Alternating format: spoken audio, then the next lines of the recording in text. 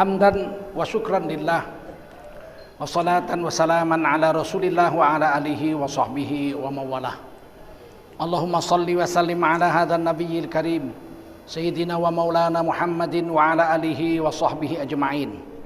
Amma ba'du, qala Allah ta'ala fi kitabihil karim,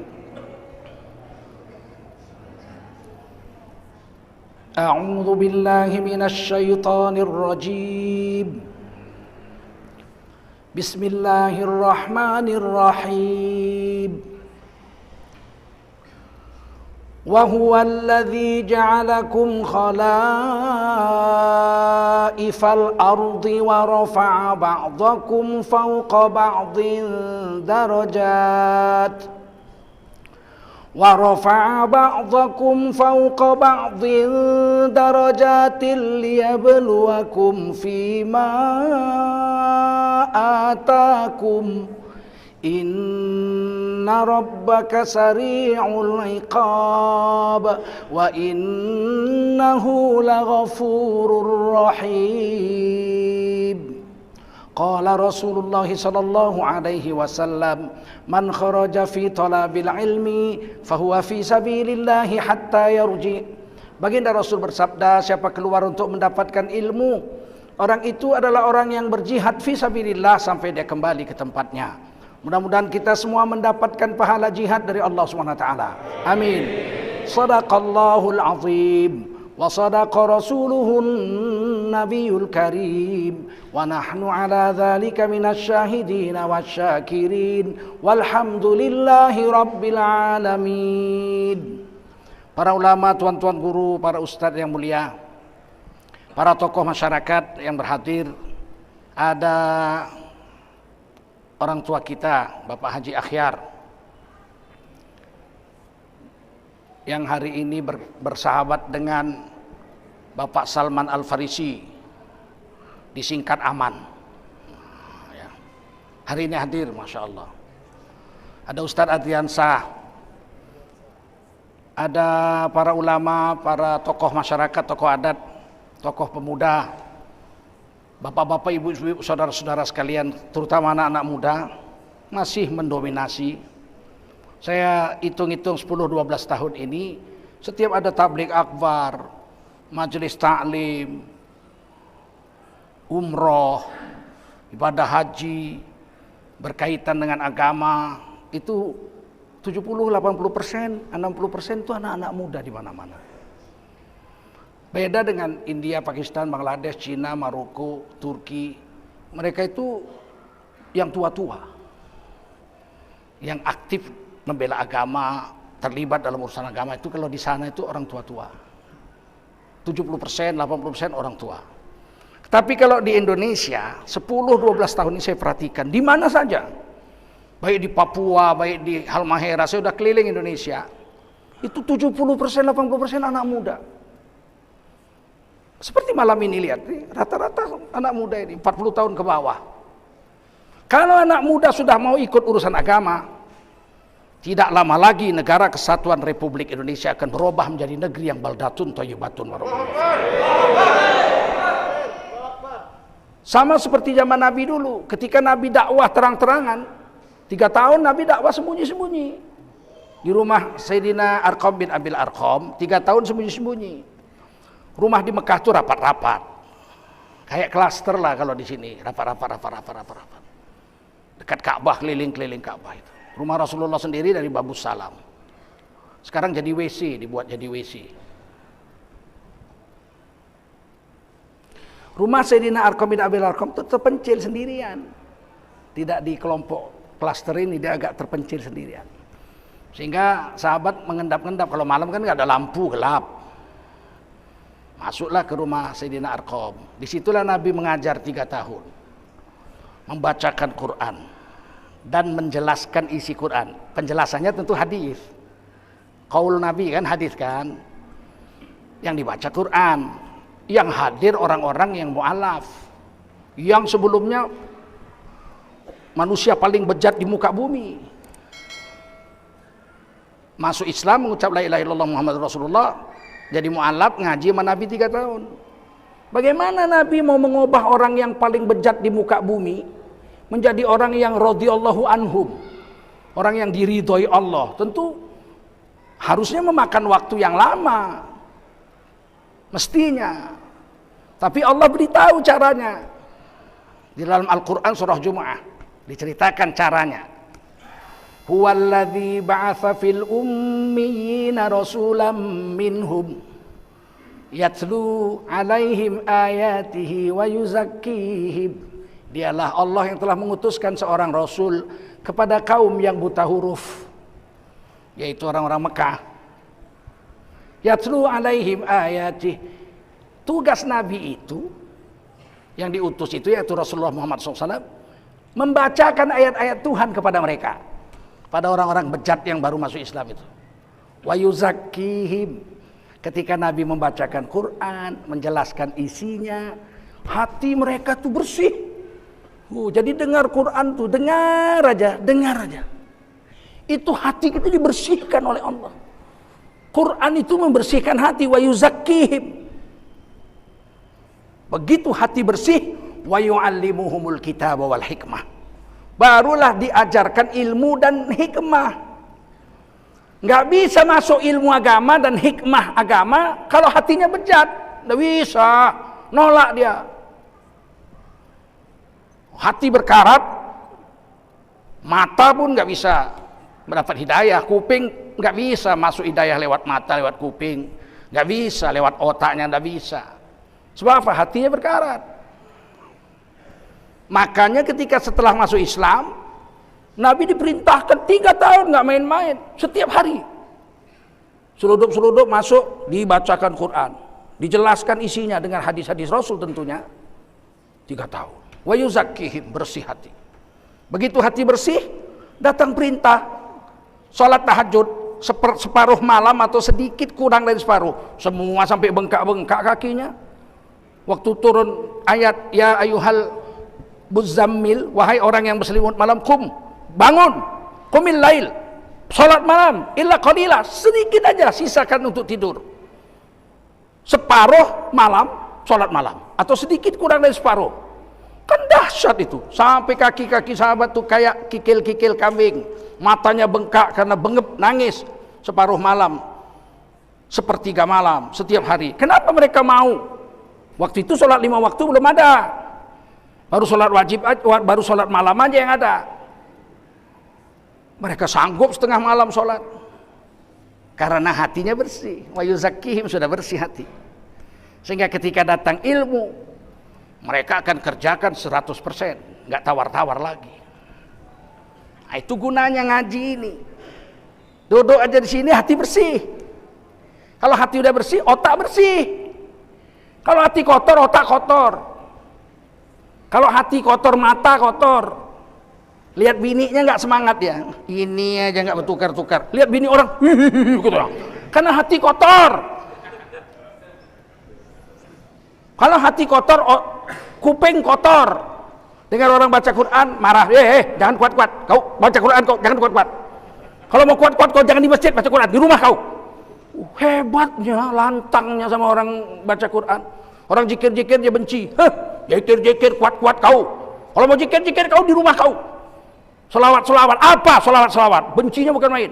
Giliran yang orang joget sama bini orang, ke kanan, ikut pula dia berjoget. Ini karena hati sudah kotor. Paham? Kallabal rona ala qulubihim ma kanu yaksibun. Jangan begitu. Sekali-kali jangan begitu. Sungguh telah. Sungguh telah. Telah apa? Dikasih tanda sakta. Dikasih tanda sakta. Sakta itu menurut ilmu qiraat memberhentikan bacaan 2 harkat, tapi napasnya nggak boleh putus. Kalau napasnya putus dia tarik baru, namanya waqaf. Apa namanya? Waqaf. Tapi kalau sakta, bacaannya aja yang berhenti, napasnya enggak. Itu menurut ilmu tajwid. Di surah Yasin ada satu itu. Qalu ya wailana man ba'atsana min marqadina. Hadza ma wa'ada ar-rahman. Berhenti bacaannya aja, napasnya tidak. Yang kedua ini, kallabal rana ala qulubihim. Ada lagi surah Al-Qiyamah, man raq. Ada surah Al-Kahfi satu lagi. Iwajan qayyima. Ada 4 dalam qiraat hafaz. Kalau qiraat Hamzah banyak, setiap jumpa Hamzah saktah dia. Nah, kita qiraat hafaz lah, seluruh Indonesia ini qiraat hafaz. Itu kata ahli qiraat, memberhentikan bacaan tanpa memberhentikan nafas selama 2 harkat. Nah, kata ahli tafsir lain lagi. Itulah ilmu berbeda-beda.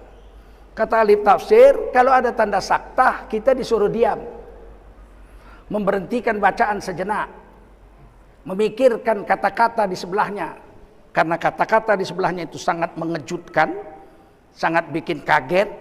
Maka persiapkan jantung kita jangan kaget. Nah, sekali-kali jangan begitu. Kalla, sekali-kali jangan begitu. Bal, sungguh telah apa? Diam dulu. Baru lihat sebelahnya. Rona ala qulubihim, berkarat hati mereka. Maka nuyaksibun, karena banyaknya dosa yang mereka buat. Jadi hati bisa berkarat. Banyak lihat yang haram, hati berkarat. Banyak dengar yang haram, hati berkarat. Kotor. Banyak mikirkan yang haram, hati. Banyak bicara yang haram, hati kotor. Kalau hati sudah berkarat, nggak dibersihi, nggak dibawa istighfar, nggak dibawa zikir, nggak dibawa tobat, dia bisa mati. Kalau udah mati, nggak ada manfaat mata, nggak ada manfaat telinga lagi, nggak ada manfaat semuanya, nggak ada manfaat lagi. Khatamallahu ala qulubihim, dikunci, mati hatinya. Wa ala sam'ihim, kuping nggak manfaat lagi, mati juga. Wa ala absarihim, mata nggak guna lagi. Ghisyawah, ada dinding, tidak bisa masuk hidayah lagi, tertutup. Walahum azabun azim, mereka akan mendapat azab yang pedih. Ini yang bilang Quran. Maka sering-sering ngaji ini supaya membersihkan hati. Percaya lagi hati ini. Begitu kita berdiri, seluruh dosa kita diampuni oleh Allah Subhanahu wa taala. Ada malaikat akan berseru begitu kita berdiri. Kata malaikat apa? Qumu maghfuran. Berdirilah kamu, dosa-dosa kamu sudah diampuni oleh Allah Subhanahu wa taala. Ini pentingnya majelis ta'lim itu. Membersihkan hati, wa yuzakkihim. Sampai sini paham? Maka Rasulullah SAW selama 13 tahun itu kerja Nabi. Setelah 3 tahun baru dakwah terang-terangan. Baru dakwah terang-terangan. Turun ayat, ya ayyuhal muddatsir qum fa'anzir. Hei kamu yang berselimut tipis di siang hari, bangun. Bikin dakwah, beri peringatan sama manusia. Wasiyabaka fatahhir. Kalau mau dakwah, baju bersihkan. Bukan beli baju baru, enggak. Baju lama aja tapi bersih. Enggak boleh dakwah dekil-dekil, bau-bau, busuk-busuk. Disuruh dalam Quran. Maka Nabi dakwah terang-terangan. Dipanggillah semua orang Mekah. Panggil semua, kumpul semua. Termasuk Abu Lahab. Abu Lahab itu tidak tinggal di Mekah. Abu Lahab itu tinggalnya tidak di Ka'bah, maksudnya bukan di dekat Ka'bah. Dia tinggalnya di kampung sendiri, namanya kampung Abu Lahab. Kalau kita naik taksi ke arah Tanim, tengah-tengah antara Mekah Tanim, tengah-tengah itu ada satu kampung namanya kampung Abu Lahab. Di situ dia naik taksi aja sekitar 10-15 menit. Bagaimana naik onta? Tentu lama. Datang dia sampai di Mekah, Nabi khutbah. Wahai Bani Adi, wahai Bani Hashim, wahai Bani Abdul Manaf, dipanggil semua. Abdul Syam, semua Bani Quraisy dipanggil. Bagaimana kalau saya ceritakan kepada kamu di belakang gunung ini ada musuh yang akan membunuh kamu semua, menghancurkan kamu? Wah, kami percaya. Semua bilang itu, kami percaya. Karena Rasulullah ini Al-Amin, orang yang tidak pernah dusta, orang terpercaya. Kami percaya kalau ada musuh, kamu bilang pasti terjadi. Barulah Nabi bilang, kalau begitu dengar oleh kamu. Ayuhan nas, qulu la ilaha illallah tuflihun. Wahai manusia, kau ucaplah la ilaha illallah, kamu akan sukses dunia akhirat. Bonjorit lah semua, kecewa. Sampai Abu Lahab, paman Rasulullah tapi besan. Abu Lahab tuh paman Nabi, tapi besan. Dua anak Abu Lahab, Utbah dengan Utaibah, itu dikawinkan Nabi dengan anak kandung Nabi, Ruqayyah dengan Umi Kulsum. Bayangin itu, saking cintanya Nabi dengan Abu Lahab, saking cintanya Abu Lahab dengan Nabi. Mereka berbesanan. Dua anak Nabi dinikahi oleh dua anak Abu Lahab. Tapi begitu Nabi ucapkan, hei manusia, kamu ucapkan la ilaha illallah, kamu sukses dunia akhirat. Ambil batu itu Abu Lahab.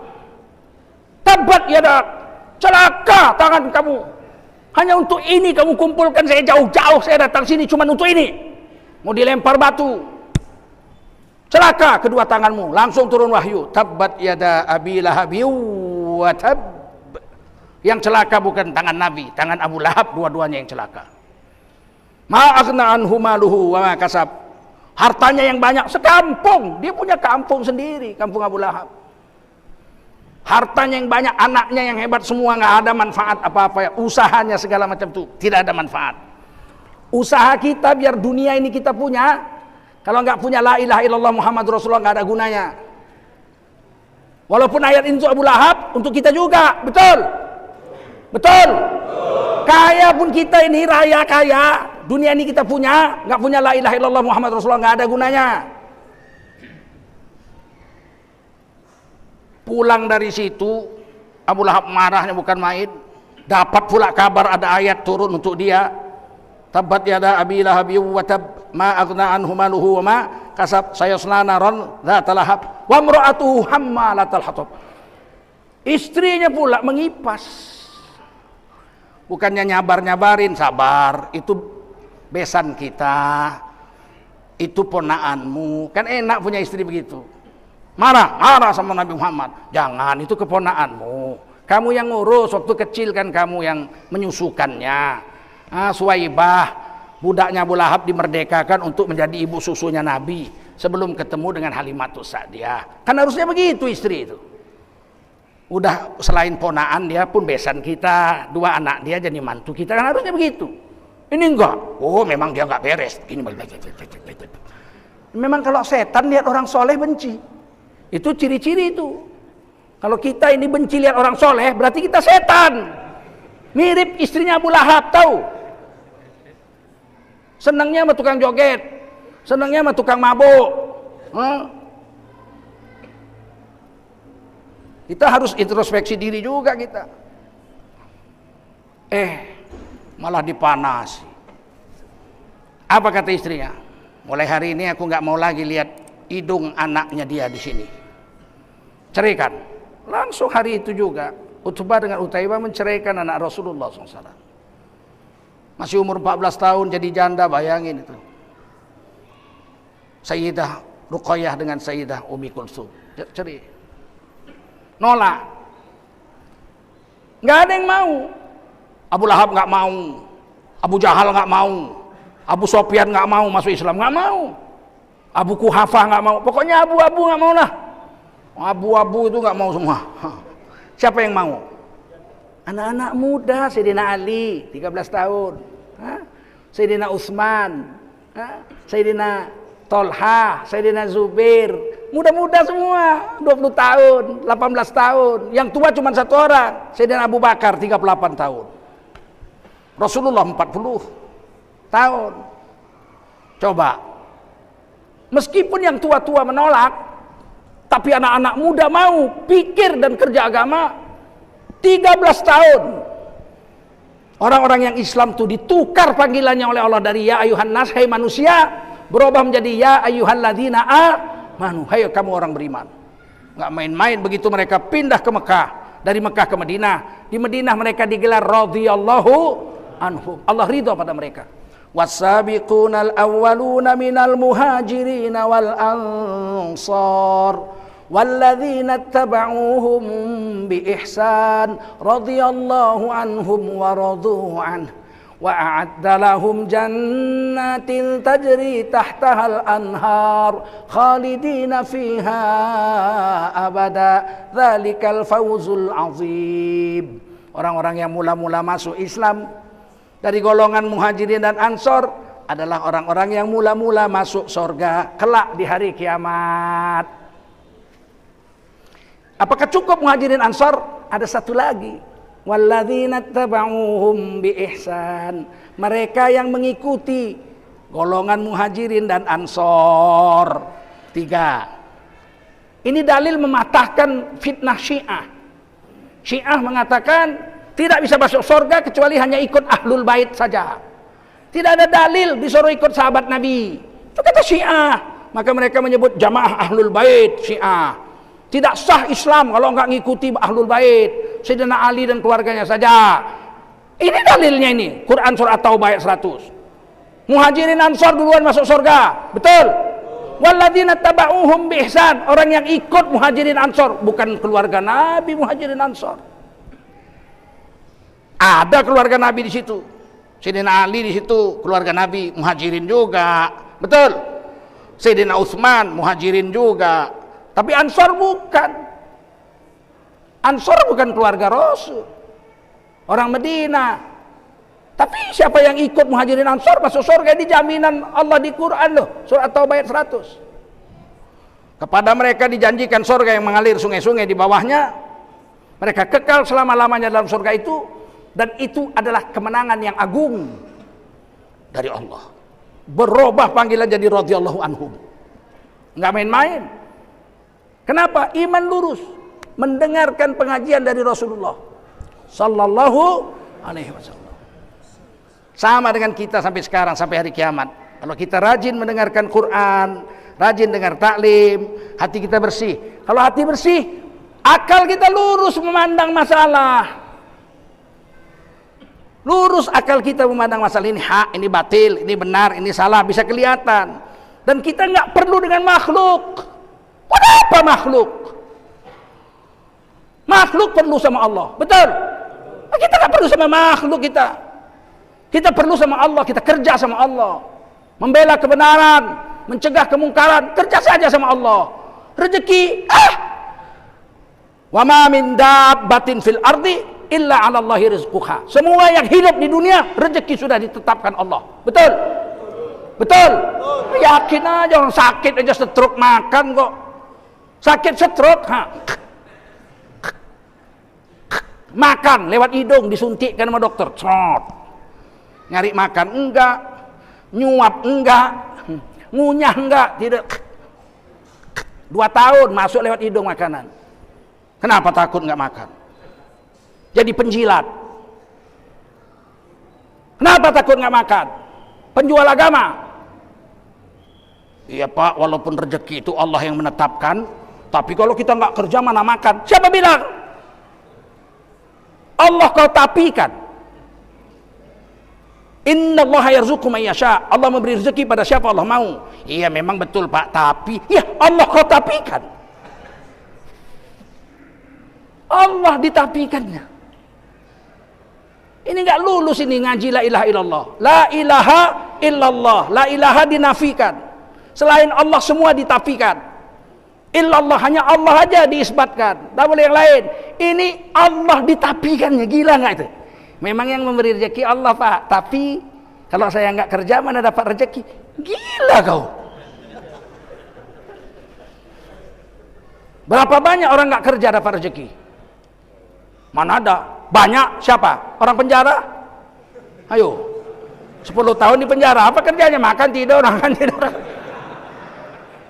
Siapa bilang nggak kerja nggak dapat rezeki? Pulang-pulang dari penjara gemuk bininya. Ya kok gemuk kau? Aman bang, 10 tahun nggak ada yang nabok aku. Enggak, tauhid kita nggak lurus. Maka kita harus betul-betul yakin dengan Allah Subhanahu wa ta'ala. Yang lain sebab aja. Dapat rezeki bisa dari kerja, bisa. Tapi bisa dari sakit. Orang sakit pun dapat rezeki kok. Sakit dia nggak kerja, kerja dia kuli bangunan. 1 hari 70.000. Tiba-tiba sakit 2 minggu nggak kerja, harusnya kan nggak makan, nggak bisa nguli, nggak ada gaji. Tiba-tiba kita datang ke rumah sakit, makan sop ayam dia. Mak, kerja makan ikan asin, tak kerja makan sop ayam. Kenapa kau makan sop ayam? Mertua datang, biar cepat baik katanya. Pernah mertua kau kasih makan? Mana pernah kalau nggak sakit. Ya takut dia kau mati, anaknya jadi janda. Habis makan sop ayam, makan apel, dikupaskan apel sama bininya. Mak Jang, sakit apel kau? Iya, siapa ngasih? Pak Akhyar. Rezeki bisa datang lewat sakit, betul. Rezeki bisa datang lewat silaturahim. Silaturahim, kita jumpa kawan lama nggak jumpa, kita jumpa kawan. Saya pernah gitu, naik sepeda motor saya. Dari sana orang naik mobil gini-gini keluar tangannya. Manggil saya kan, saya berhenti. Ya siapa ini? Tiba-tiba keluar dari mobil itu. Kawan lama, bekas sekda Tanjung Bali. Waktu itu Ibu Tin datang ke Istana Maimun. Jadi diperlukanlah pengantin Melayu. Saya diambilnya, katanya putih ganteng waktu itulah. Ya kan. Perempuannya pegawai Pemda dari Tanjung Bali. Jadi pengantin lah kami di Istana Maimun. Ibu Tin lewat, tengok Ibu Tin. Cakep ya orang Melayu ya, katanya. Ditepung tawar ya sama Ibu Tin. Udah itu kami nggak pernah jumpa dengan sekda itu. Tiba-tiba dia turun. Adik apa kabar? Bagus. Abang sekarang jadi wali kota Binjai gitu. Wah, udah jadi wali kota ya. Macam Pak Akhyar juga ya kan. Jadi wali kota. Iya, datanglah ke rumah, kita kunci nanti kamar. Pagar, kita ngobrol-ngobrol aja. Makan nasi goreng biar kakakmu yang masak. Ya, oke lah insyaallah. Ini uang beli kerupuk lah, jajan-jajan katanya. Kali ku buka 50.000. Seberapa banyak kerupuk dibeli 50.000. Silaturahim ketemu di jalan aja nggak sampai 5 menit. Jadi silaturahim juga membatangkan rezeki, betul. Mati juga membatangkan rezeki, mati. Ada orang mati naik kapal terbang, buruh. Ingat betul saya itu. Karena Rektor 3 Universitas Amir Hamzah wafat juga naik kapal terbang itu, naik Garuda, jatuh di Buah Nagar. Semua wafat waktu itu. Ada buruh terbaik Kota Medan, buruh Astra terbaik. Baru nikah 4 bulan, istrinya baru hamil muda. Jatuh, meninggal. Istrinya nangis-nangis, ya Allah, habislah tempat bergantung, kekasihku wafat, aku hamil muda, kan gitu. Kira-kira 1 atau 2 minggu kemudian datang Direktur Garuda, manajer Garuda, wali kota Medan, camat, lurah ke rumahnya, menghibur, terus kasih amplop. Dari asuransi, dari Garuda. Sekali dibuka, cek 1,5 miliar, berhenti nangisnya.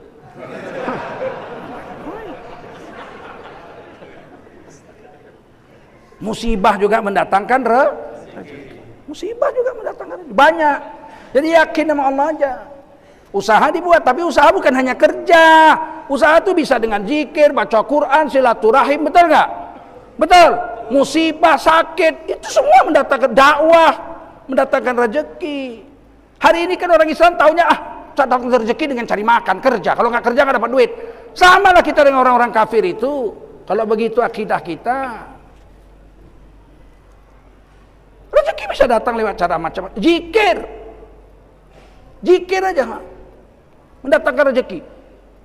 Itu kata Quran, kata hadis. Otak kita ini kan udah rusak, betul nggak? Apa kata akal kita? Mana bisa zaman modern zikir-zikir dapat duit, dari mana jalannya? Iya. Kalah Quran sama otakmu itu. Di mana di Quran ceritakan? Nabi Yunus dimakan ikan. Ayo, mana lebih milih? Bengek 10 tahun atau dimakan ikan? Milih mana? Mana lebih dahsyat? Bengek 10 tahun atau dimakan ikan? Dimakan ikan. Nabi Yunus dimakan ikan. Enggak dicabutnya pisau dari pinggangnya, tikam jantung ikan, belah perutnya, berenang. Kalau itu dilakukannya mati Nabi Yunus. Sebab ikan itu setelah menelan beliau, tidur di bawah dasar laut. Mana bisa dari dasar laut ke atas sana, matilah. Nabi Yunus tidak bunuh ikan itu. Nabi Yunus zikir aja, disebut di Quran zikirnya. La ilaha illa anta Subhanaka inni kuntu minadh-dhalimin. 40 hari, bukan main-main. Enggak makan, enggak minum dalam perut ikan 40 hari. Zikir aja, la ilaha illa anta subhanaka inni kuntu minadh-dhalimin. Sesungguhnya tiada Tuhan selain Engkau. Bukan la ilaha illahu. Sesungguhnya tiada Tuhan selain Dia, jauh Dia. Engkau kayak di hadapan. La ilaha illa anta. Sesungguhnya tiada Tuhan selain Engkau ya Allah. Subhanaka, maha suci Engkau ya Allah. Inni kuntu minadh-dhalimin. Aku dimakan ikan bukan salahmu ya Allah, salahku. Aku yang salah. 40 hari bangun ikan. Keliling ikan di samudra, dimuntahkan Nabi Yunus di kampung halamannya sendiri. Muntah di kampung halaman sendiri. Dalam tafsir ceritakan dia bisa bangun 40 hari nggak makan, nggak minum, lemes. Kulit-kulitnya hancur, daging-dagingnya masak, kena asam lambung ikan itu. Nggak bisa, duduk pun nggak bisa. Tapi zikir terus dilaksanakan. La ilaha illa anta subhanaka inni kuntu minadh-dhalimin. Tiba-tiba ada kambing di atas bukit sedang menyusukan anaknya. Ditendangnya anaknya, lari dia ke bawah, ke pinggir laut. Dikangkanginya Nabi Yunus. Diletakkannya puting susunya ke mulut Nabi Yunus. Nabi Yunus tinggal isap aja. Sampai kenyang. Udah kenyang pergi kambing itu. Berapa jam kemudian datang lagi kambing itu, dikangkangi gitu. Isap. Sampai bisa duduk. Begitu bisa duduk, tumbuh di sampingnya labu, langsung berbuah, langsung bisa dibelah, langsung dimakan. Maka orang sakit perut obatnya labu. Memang Nabi Yunus dikasih Allah obatnya labu waktu sakit. 40 hari nggak makan, usus sudah lengket, obatnya labu. Orang kita kan kalau sakit perut apa makannya? Labu. Dari mana dapatnya? Dari tafsir Khazin dan lain-lain. Sampai Nabi Yunus pulang, seluruh kaumnya yang kafir sudah masuk Islam semua. Semua persoalan selesai. Persoalan pribadi, persoalan kaum selesai. Coba kita yang sehat ini. Ada kambing nyusukan anaknya, usir anaknya, tidur di bawahnya, coba isap putingnya kalau nggak diinjek-injek kambing itu kita.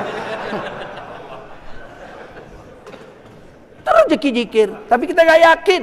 Hari ini kita nggak yakin dengan agama kita, sehingga kita pikir kalau cari duit, cari kaya harus kerja yang halal nggak bisa, kerja yang haram supaya cepat kaya. Jadi penjilat. Kami ini kalau jadi penjilat sudah lama jadi komisaris, ya betul nggak? Jadi komisaris, maaflah dulu Wak, ya nggak? Betul, maaflah dulu Wak, harga diri ya nggak?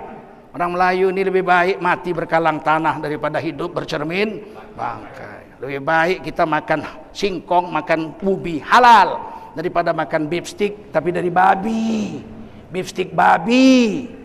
Ngerti? Kok diam aja kalian? Ngerti?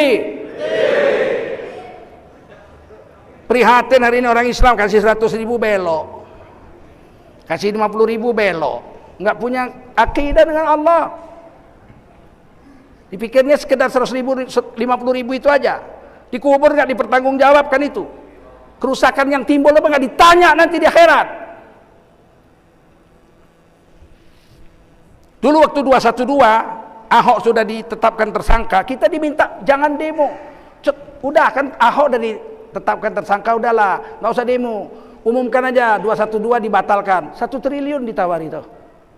Berapa kalian dengar? Berapa? Yang kuat berapa? 1 triliun. 12 nolnya itu tahu, bukan 50.000. Nggak ada yang mau. Kalau mau bagi 10 aja waktu itu. Lumayan 100 miliar, bisa lah tambah bini 3 lagi. Gak ada yang mau. Apa duit?